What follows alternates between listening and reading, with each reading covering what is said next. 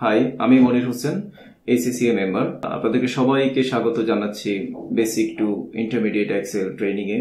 এই ট্রেনিং এ আমরা মূলত বেশ কতগুলো ফাংশন শিখবো, যেটার উদ্দেশ্য হচ্ছে কর্পোরেটে একজন এমপ্লয়ি যেন স্বাচ্ছন্দ্যে এক্সেলে কাজ করতে পারে। পাশাপাশি আমরা কিছু টুলস এর কাজ শিখবো। এক্সেলে বেশ কিছু রেডিমেড টুলস আছে যেগুলো দিয়ে খুব সহজে রিপোর্ট তৈরি করে ফেলা যায়। তো আমরা চলে যাচ্ছি লার্নিং এ। আচ্ছা, আমরা বলছিলাম যে কাউন্ট ফাংশন দিয়ে আমরা একটু প্র্যাকটিস দেখব যে কত ধরনের কাউন্ট আছে, কাউন্টিং গুলো আমরা শেষ করে ফেলবো।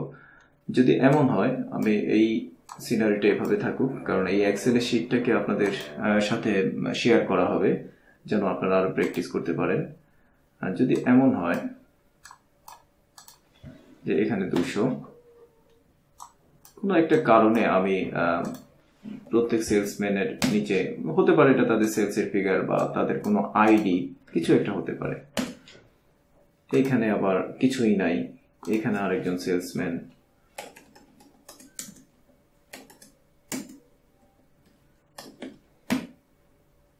এখানে আবার একটা ফিগার, এখানে আবার আরেকটা ফিগার। সেলসম্যানেরও কোনো নাম নেই। তাহলে এই জায়গাটায় যদি আমাকে বলা হয় যে এখানে টোটাল সেলস কয়টা আছে, টোটাল সেলস, দেন টোটাল টেক্সট কয়টা আছে, টোটাল নাম্বার কয়টা আছে, and blank কয়টা আছে, blank blank blank। ওকে, আমরা এটুকু করি। প্রথমেই আমি টোটাল নাম্বার বের করে ফেলি, যেহেতু আমি জানি যে কাউন্ট ফাংশন দিয়ে একটা রেঞ্জের মধ্যে নাম্বার কাউন্ট করা হয়। তাহলে আমি এইখানে কাউন্ট ফাংশন দিয়ে যদি এই জায়গাটা সিলেক্ট করে দিই, তাহলে এখান থেকে আমাকে বললো যে 5টা নাম্বার আছে। আমরা একটু কাউন্ট করে দেখি, 1 2 3 4 5, 5টা নাম্বার আছে। নাও টোটাল টেক্সট, আমরা জানি কাউন্ট এ ফাংশন টেক্সটও কাউন্ট করে এবং নাম্বারও কাউন্ট করে, মানে একই সাথে সব কাউন্ট করে ফেলে। কাউন্ট এ, আমি টোটালটা সিলেক্ট করে দিলাম। তাহলে এখানে 10টা টোটাল, এখানে নাম্বার এবং নন নাম্বার মিলে, অর্থাৎ টেক্সট এবং নাম্বার মিলিয়ে টোটাল 10টা আছে, এবং সেখানে ব্ল্যাঙ্ক গুলো কাউন্ট করা হয়নি, ব্ল্যাঙ্ক গুলো কাউন্ট করা হয়নি। তাহলে আমার দরকার এখানে টোটাল টেক্সট, টোটাল টেক্সট। আবার আমার উপরে দরকার টোটাল সেলস। তাহলে আমরা এখানে কাউন্টে দিয়ে দিতে পারি, কাউন্টে, কাউন্টে, তাহলে 10টা আসলো। টোটাল সেল বলতে তো আমি ব্ল্যাঙ্কও বোঝাচ্ছি, যে এখানে ব্ল্যাঙ্ক কয়টা আছে সেটা সহ, তার মানে 12টা হবে। তাহলে এটাও ভুল, এটা আমাদের হবে না। বাট টোটাল টেক্সটের ক্ষেত্রে আমি বের করতে পারি যে টোটাল নাম্বার এবং টেক্সট মিলিয়ে যেহেতু 10টা আছে আর শুধু নাম্বার আছে 5টা, তাহলে এটা থেকে যদি আমি নাম্বার মাইনাস করে ফেলি, নাম্বার হচ্ছে কাউন্ট, এবং এই রেঞ্জটাকে আবার দেখিয়ে দিচ্ছি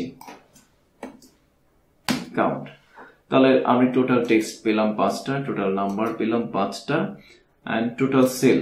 টোটাল সেল বের করার জন্য কতগুলো সেল এখানে আছে এটা বের করার জন্য, বিফোর দ্যাট আমরা ব্ল্যাঙ্ক কতগুলো আছে সেটা বের করে ফেলি।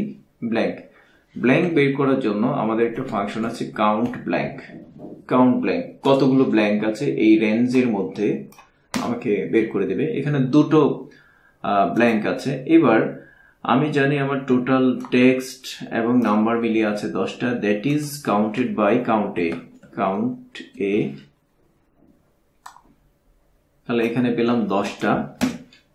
এবার এডিট করে এখানে প্লাস দিয়ে দিলাম, প্লাস ব্ল্যাঙ্ক, কাউন্ট ব্ল্যাঙ্ক, এটা সিলেক্ট করে দিলাম। অর্থাৎ এই রেঞ্জের মধ্যে সে খুঁজে বের করবে টোটাল নাম্বার এবং টেক্সট কয়টা আছে প্লাস ব্ল্যাঙ্ক কয়টা আছে। তাহলে এই রেঞ্জের মধ্যে কতগুলো সেল আছে সেটা আমরা পেয়ে গেলাম।